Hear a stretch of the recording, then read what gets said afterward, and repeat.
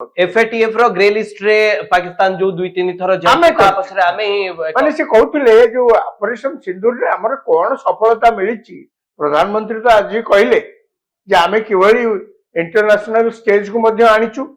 वैदेशिक मंत्री मध्ये से कथा कहचंती आमे कोन अचीव कर एथर कत हमर 7टी ऑल पार्टी डेलीगेशन रो जो मेंबर थिले हां आमे से कहउतला आमे केमिति इंटरनेशनल स्टेज रे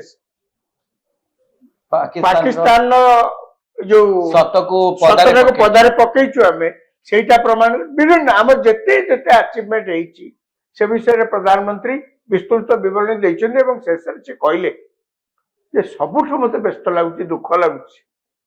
जे सारा पृथ्वी रो तीनोटी राष्ट्र को छाड़ी बाकी समस्ते ऑपरेशन सिंदूर को समर्थन जणैछन किंतु आउ जणे केवल भारत सरकार को समर्थन कई जणे गोटे दल करनी से हूँ कांग्रेस दल से आशा कले जे विज्ञ जो मैंने सब अच्छा नेता माने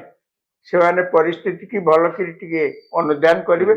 राजनैतिक शत्रुता राजनैतिक विद्वेष भाव ये तो रहा स्वाभाविक गणतांत्रिक यार अर्थ नुहे जे आपण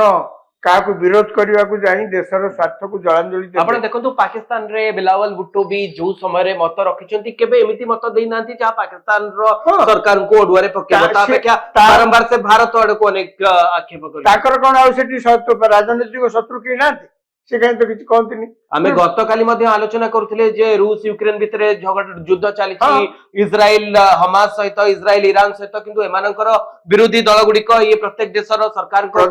प्रधानमंत्री गोटे माने गोटे निर्दिष्ट उदाहरण देकरी कहले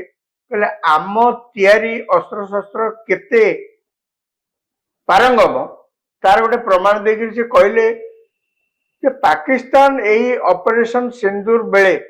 1000 मिसाइल छाड़ी से कहले ता पूर्व तो उपराष्ट्रपति अमेरिका कहले जे पाकिस्तान गोटे भारत विरुद्ध बड़ धरण आक्रमण करने योजना करते प्रधानमंत्री सब शुणिकी कहले जदि पाकिस्तान आक्रमण करे आमर जहाँ केते नब तार बेसी हम गुली जवाब गोलार दिया लेकिन सी जहाँ कहले से समस्ते जहाँ बुझा समान कथा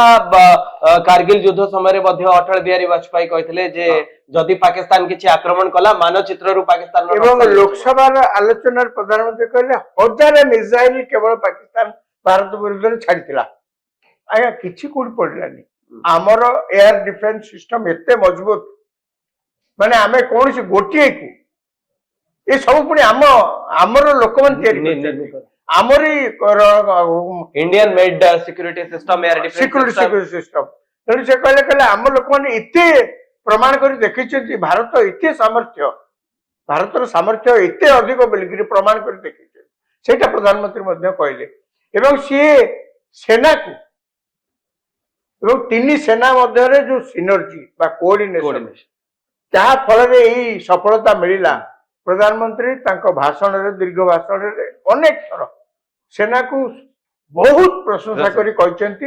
एवं एक कथा कहचंती सारा भारतर 140 कोटी लोक आज यदि शांति रे बसी परचंती सोई परचंती तार संपूर्ण श्रेय आमर सेना बाहिनी आपण शुणुले आम चर्चा करूँ गोटे पटे राहुल गांधी प्रश्न उठाउछंती प्रधानमंत्री मोदी कहीं अमेरिकार राष्ट्रपति डोनाल्ड ट्रंप को मिछुआ कहूना खोला खोली जे बारंबार डोनाल्ड ट्रंप यही दाबी करछंती जे भारत पाकिस्तान भितरे जो सीजफायर होइछि सतरे अमेरिकार एक गुरुत्वपूर्ण भूमिका रही अपर पक्षरे प्रधानमंत्री मोदी कहउछंती जे कांग्रेस एभली स्थिति रे देशर सेनार साथ दबा कथा देशर सेना जो तथ्य दउछि ताकू विश्वास करबा कथा किंतु दुर्भाग्यर विषय कांग्रेस रो नेता माने पाकिस्तान पटु जो तथ्य आसुची ताकू बेसी प्रोत्साहित करूछंती